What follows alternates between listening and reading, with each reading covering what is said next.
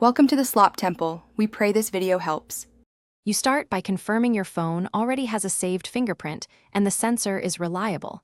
This is essential. Install the companion app on both devices, then enable Bluetooth and local Wi-Fi so they can discover each other. Once done, open the app on the phone and the PC and immediately grant required permissions like location, Bluetooth access, and background activity. Otherwise, discovery will fail. Make sure your PC's Bluetooth adapter is on and drivers are up to date before moving on.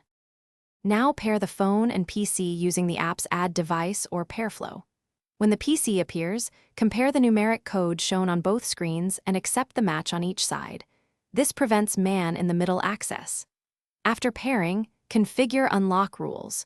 Require phone fingerprint, set a secure fallback PIN, and choose whether unlock works only when screen is on. Also set timeout and proximity sensitivity. Lower sensitivity reduces accidental unlocks, but may need you physically close to the PC. Finish by locking the PC and testing. Wake the screen, touch the phone's fingerprint sensor, and observe whether the PC unlocks. That confirms the full chain. If it works, tweak auto lock timeout, proximity thresholds, and retry limits to balance convenience and security.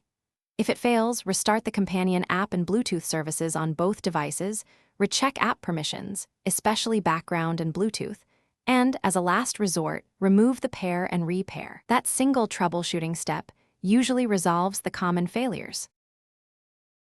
Thanks for watching. Consider subscribing if we helped you.